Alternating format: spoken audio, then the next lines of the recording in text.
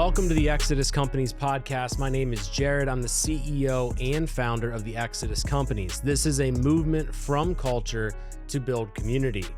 It wasn't his first battle. In fact, by this point, he had been witness to intense combat for several months. The day of June 10th, 1966, he was shipped over to Vietnam.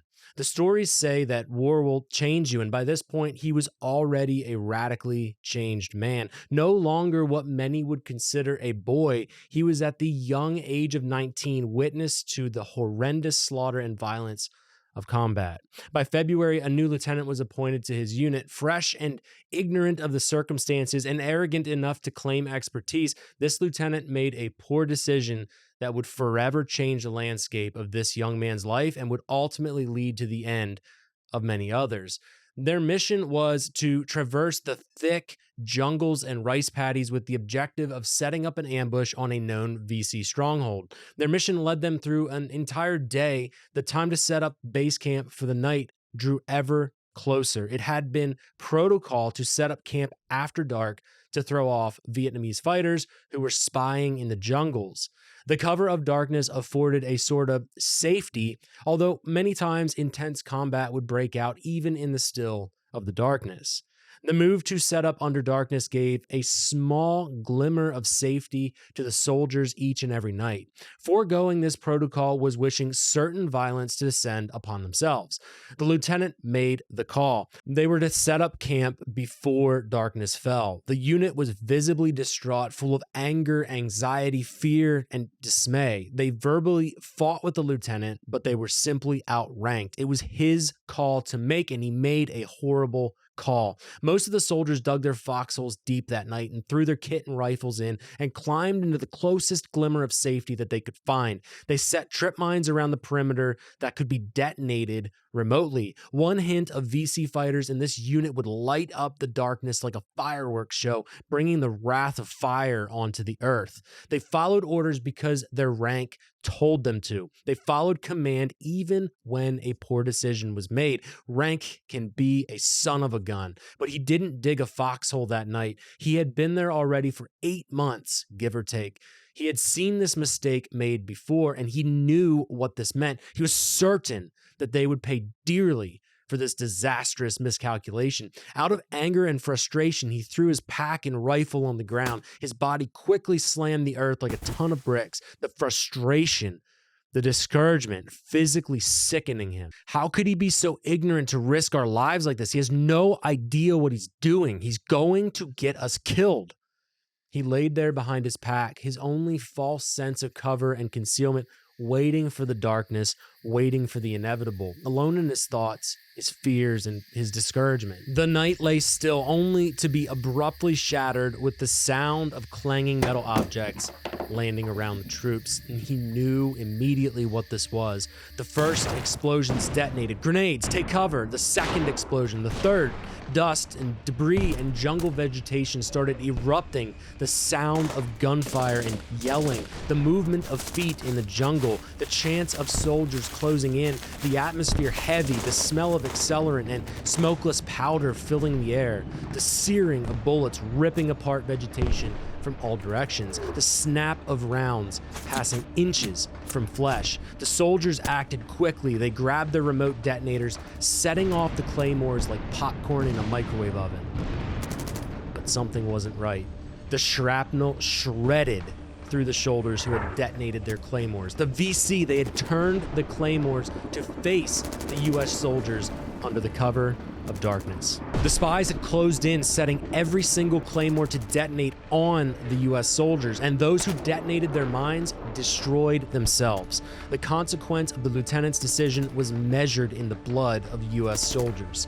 In the foxhole next to him, he heard a metal clunk. 2 men yelled, but the sounds were snuffed out by the rasp of a hand grenade detonating. The medic sprinted towards that foxhole and immediately turned away.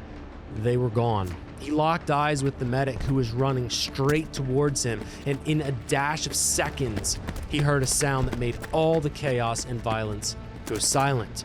Time stood motionless. Clank, clank, clank. The medic locked into the noise, and dove. Only feet away, the medic sacrificed his own life, jumping on a grenade to save him. A moment of bravery, excellence, and courage, unmatched commitment to brothers. And the medic lay there lifeless, and he gasped as he realized what happened, and the fighting eventually ends, and daylight arrives. The violence of the night is met with the breaking of dawn, and in the light of morning, they gathered the bodies. And he was the only one who had not been shot that night. He had not dug a foxhole. He did not set a claymore that night, a decision that most definitely spared his life. Had he detonated a mine, he surely would have been killed or brutally wounded. I teared up inside when I heard my grandfather share this story again this Memorial Day. This is his story. I can't imagine the weight of that night and the nightmares he even still doesn't talk about to this day. My grandfather is a brave man, and I was raised in a small farming town. Cattle farms, dairy farms, and crop farmers abound. I was taught hard work and doing right and seeking justice. Much of our area could be considered conservative, not necessarily in the right versus left way the media likes to paint. I mean, it had a slower pace to it. Family units were traditional. It was expected to spend time with grandparents, and in my family, the family reunions were religiously adhered to. I experienced a tight-knit, close upbringing. My grandfather was a big part of my life growing up, and as I get older, I realize more and more how much of an impact he's had on me. I hope that I can exhibit that kind of bravery in times of chaos that he showed in that last battle. A thought dawned on me as I listened to him speak. He was one grenade away from the Exodus companies never existing. I sat on that thought for the coming days. One grenade stood between my grandfather and my entire family. One moment and blip in time, and everything that I'm building right now would never have come to be. What an intense thought. Decisions and circumstances decades before you existed paved the way for you to even be able to exist. And how small I feel in the grand scheme of my existence, and how blessed we are to have made it to our first breath. I explained in the first episode of this podcast that I feel that God has called me to lead this company into existence. I feel led and called to change culture, to leave a mark on the world around me. I feel called to guide my young men, my sons, into the world, ready to be brave, courageous warriors in times of need, a stronghold for everyone who experiences them. And how fast in history this idea, this fleeting thought, this mission could have been snuffed out. There certainly was a plan for my grandfather. He came to raise 3 daughters who had their own children, and I'm one of them. My mission, had God intended for it, would have been over before it began, and I'm not alone. Think of all the ways your existence could have been snuffed out before you even began. How small my problems seem when I realize the fragile dance of life and the careful balance we all walk within. My perspective was shifted immediately, and I knew that I had to learn more. I started digging more and more into my personal family lineage, from Germany to the US, through the Civil War era up to World War II, and to the present. The stories of close calls, near misses, and tragedy, yet my life, my heartbeat, my DNA transcended through this. I believe we are all called to a mission. We are called to live a life of purpose, of dedication, to impacting others around ourselves, yet we get captured in a reality we frame as secure and normal. We are so elegantly comfortable in this nation that we forget our very lives hang in a careful balance of violence and peace and risk and safety. We build a false fortress around ourselves. We idolize safety and comfort, yet we are on a spinning rock flying through the universe that at any moment could be on a collision course to our demise. It makes me feel so small, and it can be terrifying to accept, yet it is also inspiring and captivating. I've done nothing to deserve this life. I didn't choose to be born. In fact, the odds were stacked against me. Nothing in my power justifies my existence. My father and mother did nothing to deserve me making it into life. We are but a breath in forever, a small echo in a cavern, yet vital and important and called. I talked recently about how we prop up material possessions and create a false level of stress in our lives. We allow material things to dictate the outcomes of our days. We let petty nonsense direct our emotions and our actions. We act recklessly. We take for granted the days that we have. We assume that tomorrow is coming, yet it is never guaranteed. Tomorrow may be the last, or it may be yet another chance, another moment to impact those around us daily. What is your mission? What is your calling? Your life navigated through purpose, a litany of disasters, violence, and danger. Your DNA has passed down through generations of brave souls before you. You are not a guarantee, and tomorrow is not guaranteed to you. I sit here just absolutely astounded by all of this. It's difficult for me to explain, and I hope that this podcast does some level of justice to this mindset. When I think of the fact that the cards are incredibly stacked against my existence, it reframes just how important my actions are today. If tomorrow will pass and I am no longer here, what legacy did I leave so far? And that terrifies me. I feel as though I have barely scratched the surface of what I'm called to be. What will my boys speak of me if I were to be gone tomorrow? Would they speak of bravery in times of struggle, or would I be simply forgotten? Would my name be spoken as encouragement to those coming after me? Would I be seen as a light in a dark world? Were my actions valuable or fraught with distraction? You see, I choose what I do with each day that I am given. I have the power to make decisions today to affect the outcomes of tomorrow. While tomorrow is never guaranteed, my lineage, my future grandchildren, and my sons and my daughter rely on me to pave a path for them, a guideline for them to set their bearings on.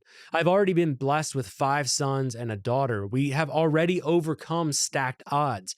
Their very existence is proof of a plan in motion, and I better not waste this opportunity. How reckless of me to succumb to laziness and complacency.